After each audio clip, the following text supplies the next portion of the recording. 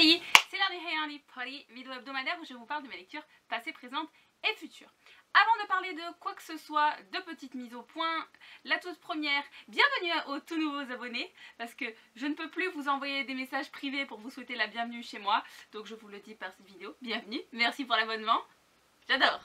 Voilà, et ensuite deuxième petite info, vous l'avez sûrement remarqué, je suis retournée dans mon cadre habituel. Les différentes vidéos que vous avez eues la semaine dernière étaient un test pour voir si ça vous plaît, si ça vous plaît pas. La qualité était meilleure, mais vous préférez ce fond là, donc j'essaye de régler mon appareil photo, je ne sais pas, on a magouillé pour essayer de voir les focus, mais s'il y a encore énormément de focus, je suis désolée, je pense que ça vient du modèle de mon appareil photo que je viens juste d'acheter. Donc je vous laisse imaginer à quel point ça m'énerve et je pense que là ça a fait des focus. Bref, je vais vous parler des différents ouvrages que je dois vous présenter aujourd'hui. Il y a un manga, 6 romans terminés et un roman en cours. Je vais commencer. Tout d'abord donc le manga bien évidemment. Je me suis fait le tome 6 de Bright Stories par Kaoru Mori, édité chez Kiun dans la collection Seinen. Donc c'est le tome 6. Je sais que le tome 7 vient de sortir. Étant donné que moi je les lis par la bibliothèque, ils ne sont pas tout à fait à jour. Mais encore une fois, j'ai beaucoup aimé le graphisme. Il faut vraiment que j'en parle parce que avec la luminosité que j'ai là, c'est un peu l'apocalypse pour vous montrer quoi que ce soit. Voilà, j'aime beaucoup le chara design, c'est très très joli. Et en plus du joli chara design, on a une très jolie histoire derrière. Ce tome-ci est un peu plus sombre que les précédents, je trouve. Je me rappelle plus trop du 6, il me semble que c'était dans la même veine. C'est un peu plus sombre, mais après c'est pas plus mal parce que je pense que si on gardait la même rythmique pendant toute la série, je me serais peut-être un peu plus lassée. Donc là, j'ai encore passé un très très bon moment avec ce tome 6, je vous le recommande. Je ne dirai rien de plus parce que j'ai pas envie de spoiler pour les personnes qui n'ont pas encore commencé la série ou qui nous sont tout simplement pas au tome 6. Donc voilà, si vous ne connaissez pas Bright Stories, je vous le recommande fortement. Ça se passe en Asie au 19e siècle et on suit une troupe de nomades. Voilà, je pense que j'ai bien résumé la chose. Si vous avez envie de vous renseigner, vous pouvez y aller et il y a énormément de bons avis sur cette série. Voilà. Ensuite, je vais donc passer aux 6 romans terminés dont je dois vous parler. Alors, je vais faire dans le désordre. Je vais prendre les livres que j'ai et je vous les montre et comme ça, voilà. Alors, j'ai presque lu que du papier cette semaine. Trop contente parce que j'ai dépassé mon objectif de palme, mais ça c'est pas à dire. Donc j'ai plein de couvertures à vous présenter. Le premier livre dont je vais vous parler aujourd'hui est le tome 2 des Sœurs Charbray, un mari récalcitrant par Cassandra O'Donnell, édité chez J'ai lu. Encore une fois une lecture hyper plaisante. J'ai fait ça en lecture commune avec mon amie Jennifer, donc à la rentrée, parce que j'avais besoin d'une lecture un peu fraîche pour me rappeler que les vacances étaient finies. C'est frais, c'est marrant, c'est passionné, c'est de la romance historique, mais on s'ennuie pas. On a l'avantage de l'époque avec ces mœurs si particulières qui nous plaisent autant, avec donc notamment les titres de noblesse et toutes les histoires de compromis, pas compromis, tout ce qu'on aime, mais avec l'humour actuel, des personnages qui ont une manière de penser actuelle, mais qui pour l'époque est considérée comme complètement inadaptée, on va dire. Donc je me suis encore régalée, on l'a lu en 3 fois, il est tout petit, il fait 250 pages je crois, c'est ça, c'est écrit globalement gros, donc si vous avez envie de commencer de la romance historique mais que vous ne savez pas si ça va vous plaire, je vous recommande la série Les Sœurs Charbray. C'est une auteure française qui plus est, donc j'ai pas d'autres arguments à vous sortir. Je précise juste que j'ai préféré le premier, parce que j'adore le couple du premier, mais ce tome-ci est quand même pas mal sympa. Donc je vous le recommande fortement. Je crois que je lui ai mis 4 sur 5 sur Goodreads. Ou 5 sur 5. J'ai mis une bonne note en tout cas. Voilà. Ensuite, livre suivant dont je dois vous parler, c'est Sex in the Kitchen par Octavie Delvaux, édité chez La Musardine. Là aussi, on est encore une fois avec une auteure francophone. J'ai un peu moins aimé ce bouquin. En fait c'est un parfait mélange entre chick lit et romance érotique et de par la couverture on s'attend vraiment à un roman marrant, mais comment je pourrais vous dire ça, il faut vraiment ne pas être coincé pour lire ce livre. Moi je sais que personnellement c'est pas mon cas, mais ça parle domination mais de manière assez extrême, beaucoup plus que dans 50 nuances degrés pour ceux à qui c'est votre échelle, on va dire, beaucoup plus élevé, beaucoup plus trash. Et en fait, on parle de différentes pratiques sexuelles dans ce bouquin, pas que la domination. D'autres choses y passent, je ne le dirai pas, mais c'est vraiment très cru. Et je pense que ce livre n'est pas à mettre dans toutes les mains à cause de ça, parce que ça pourrait vite vous écœurer. Étant donné que moi, j'ai l'habitude, ça fait un moment que j'avais pas lu de romance érotique pure souche, ça m'a pas beaucoup dérangé, mais c'est vrai qu'en fait j'avais l'impression que l'auteur, limite, elle avait une checklist de tous les sujets un peu, pas tabous, mais de sujets de sexe qu'il fallait qu'elle mentionne dans son bouquin, et j'ai limite l'impression qu'elle parlait beaucoup de ça et qu'il fallait qu'elle énumère tous les cas possibles. Et du coup ça m'a un peu dérangée de ce côté là. J'ai trouvé que justement ça tournait peut-être trop autour du sexe, alors que de par le résumé c'est plutôt de la ticlite. Je sais pas comment vous expliquer ça. Mais ça m'a un peu dérangée. J'ai pas énormément aimé. C'est peut-être pas le premier romance érotique que je vous conseillerais pour commencer le genre, mais il y a du bon. Voilà, je sais pas quoi en dire en fait, et ça me perturbe vachement. Et j'ai pas énormément de temps pour filmer. Pourquoi donc? Je ne sais pas. Donc un autre livre que là je l'ai adoré, je lui ai mis 5 sur 5 sur Goodreads, comme ça vous avez une idée, j'ai adoré. C'est le tome 2 du Noir et ma couleur, La menace par Olivier Gay, édité chez Rajo. J'ai déjà commandé le tome 3 pour que vous fassiez une idée. Moi j'achète pas souvent de livres papier, là je l'ai commandé. Je veux la suite, je me suis régalée, je me suis encore plus régalée en lisant ce tome 2 qu'en lisant le premier volume. J'adore la mythologie mise en place, l'écriture d'Olivier Gay, elle va droit au but.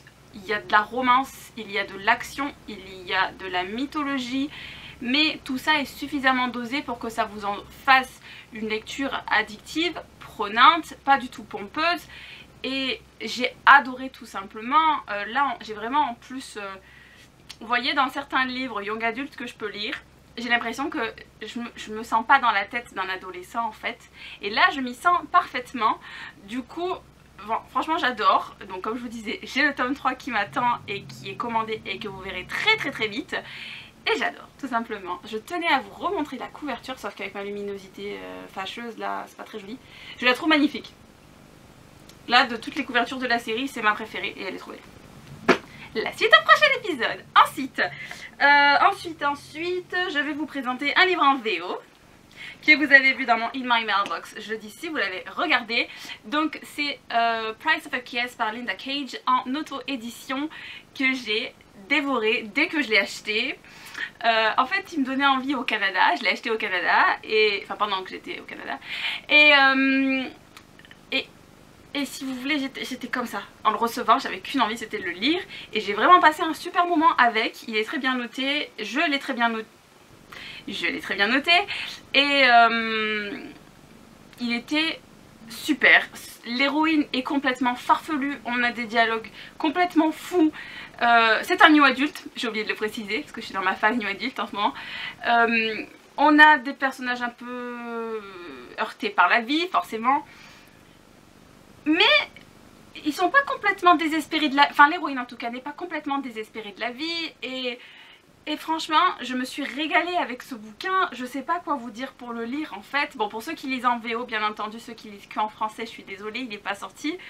Mais ceux qui lisent en VO, le niveau n'est pas très compliqué. Beaucoup de bonnes réparties. Et ce que je tiens à dire aussi, c'est que malgré une part dramatique assez importante, parce que leurs problèmes sont vraiment fâcheux pour cette fois-ci, parce que des fois certains new adultes ils ont des problèmes mais c'est quand même pas fou. Là c'est vraiment dramatique, mais ils arrivent à passer outre et à vivre des émotions joyeuses. Et j'ai beaucoup aimé. J'ai beaucoup aimé. Ça faisait un moment que j'avais pas lu un new adulte qui m'a plu autant que ça. Parce que bon, comme je vous disais, je fais une cure new adulte en ce moment. Donc voilà, je vous le recommande fortement pour ceux qui le lisent en anglais. Et en plus il est pas très cher. De mémoire il faisait 10 ou 11 €, il est quand même épais. Vous pouvez y aller. Voilà. Et ensuite le dernier livre papier dont je dois vous présenter aujourd'hui, que je dois vous présenter aujourd'hui. J'arrive même plus à parler français, il fait chaud, je sors du travail, je sais plus parler français. C'est le livre que j'ai terminé hier après-midi, parce que je voulais à tout prix vous le montrer fini dans cette vidéo. C'est le tome 2 des Nouveaux Royaumes Invisibles, Ténébreuse Féerie par Julie Kagawa, édité chez Dark Yes. Parce que, pour ceux qui ne le savent pas, j'ai adoré la première série Les Royaumes Invisibles. Et ça, c'est avec le frère de l'héroïne de la première série. Voilà, pas de spoil. Et, comment dire, j'aime un peu moins cette deuxième série que la première. Je ne sais pas si c'est dû au fait que j'ai grandi, que j'ai lu d'autres New Young adultes depuis et que mes attentes sont peut-être un peu plus importantes. Je ne sais pas si c'est ça, ou si c'est justement le fait que le personnage que je préférais dans Les Royaumes Oubliés n'est pas présent là-dedans, enfin très très peu, forcément, c'est une nouvelle série, un nouveau cycle. Mais j'aime un peu moins, je mets du temps à accrocher. Je me disais que c'était par rapport à quand j'ai lu le tome 1 que c'était vraiment pas la bonne période pour lire, j'avais des soucis personnels à ce moment-là. Là avec ce tome 2 j'avais pas de soucis personnels particuliers et pourtant j'ai un peu ramé pour le lire. Mais les mêmes ingrédients que dans la première série sont là, il y a énormément d'action, dès qu'il y a un mini truc de fini, et évidemment il faut qu'il y ait autre chose, le problème n'est pas résolu, il y a d'autres problèmes qui s'enchaînent. Et je sais pas, j'ai un peu eu de mal avec cette lecture, c'était laborieux, mais la fin les gars, mais là par contre je suis en mode dépressive, je sais pas comment font les personnes en VO là pour attendre parce qu'elle est horrible. Le tome sort d'ailleurs dans 2 mois aux États-Unis à peu près. Et j'ai vraiment hâte qu'il arrive en France pour le lire parce que c'est vrai qu'avec cette fin on a absolument envie de lire le tome 3. Parce que en fait ils ont bien fait en français dans la traduction. Le titre en anglais il vous fait un putain de spoil en soi et t'es là tu te dis ah. Mais donc en français on s'y attend trop pas et bref. Bon coup, je lirai d'autres livres de Julie Kagawa parce qu'il faut vraiment que je lise d'autres séries d'elle, mais je vous recommande fortement. Ensuite, j'enchaîne parce que je remarque qu'il me reste même pas 3 minutes à filmer. Alors, un autre new adulte que je me suis fait cette semaine, je suis désolée, c'est en ebook donc vous aurez l'image par le téléphone. Je me suis fait Free Fall, on voit rien du tout. Magnifique. Donc, je me suis fait Free Fall par Léa Reader, édité chez Prisma. Voilà, c'est mieux. Voilà. En fait, on en parlait avec Tania pendant mon séjour chez elle. Et donc je me suis dit, bon bah il est temps de le lire, c'est un new adulte.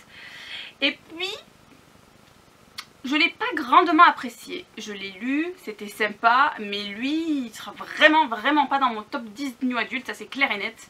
Il le sera jamais.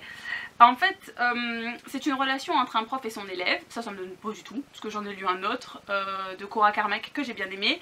C'est pas ça le problème, je sais pas, il y a un truc dans leur relation qui m'a chagrinée, j'arrive pas à mettre le doigt dessus, et en fait j'aurais aimé que pour une fois l'auteur développe son histoire autrement. Du coup la fin plaira à beaucoup de monde, j'en suis persuadée, mais moi c'est pas ce que j'aurais aimé avoir pour une fois. Je sais pas quoi vous dire, qu'est-ce qui m'a chagriné, mais c'est pas un coup de cœur. Je l'ai bien aimé, je l'ai très vite lu, je l'ai lu en 2 fois. Il y avait tous les ingrédients d'un new adulte pour me plaire, mais il y a un truc qui n'est pas passé. Et je vous jure, c'est hyper frustrant de ne pas pouvoir vous dire qu'est-ce qui se passe qui fait que je n'ai pas adoré ce livre. Je ne sais pas. Et du coup, ça m'énerve moi-même, mais j'ai commencé autre chose depuis pour me sortir de l'esprit parce que lui aussi je l'ai terminé hier. Mais bref, je vais vous parler de ma lecture en cours parce que ça va m'énerver cette histoire. Alors, celui que j'ai commencé hier soir et qui me donne la banane à mort, c'est Moi Simon, 16 ans, Homo sapiens par Becky Albertalli et il me semble que c'est édité chez Pocket, si je dis pas de conneries. Voilà, alors ça, c'est mon livre obsession de tout le mois d'août. J'étais obsédée par ce livre, je me suis même tâtée 5 fois en librairie à Montréal pour me dire je l'achète pas, j'ai résisté. Et je l'ai commencé hier soir, j'ai lu le quart, je me suis retenue parce qu'il fallait bien aller dormir, mais j'adore Simon. Là aussi, je me sens vraiment immergée dans le monde adolescent avec les références pop. comment dire, niveau maturité, les bêtises qu'ils font, je me sens hyper bien dans ce bouquin. Je sens que je vais adorer. Je sais pas quoi vous dire pour pas spoiler. En fait, on est donc sur un garçon qui est homosexuel et qui a une relation épistolaire avec une autre personne homosexuelle, garçon de son bahut. Et il se passe une thématique autour de ça. Mais, comment dire, Simon, il est tellement joyeux, c'est un peu le gars qui ferait votre meilleur ami en fait, dont on s'imaginerait jamais que ce serait un personnage principal, et du coup je l'aime d'autant plus par rapport à ça parce qu'il a une personnalité enjouée et non pas dépressive ou quarterback populaire dans son lycée. C'est même pas un outsider, c'est ni un outsider ni quelqu'un qui est populaire, il est pile au milieu, c'est un gars lambda et c'est ce qui m'intéresse le plus dans sa vie. J'ai envie de savoir qu'est-ce qui se passe dans sa vie, mais vous en saurez plus la semaine prochaine. Sur ces bonnes paroles, je vais vous laisser, il ne me reste plus de temps pour filmer. Je vous souhaite une très bonne semaine et on se retrouve bientôt pour une nouvelle vidéo. Ciao!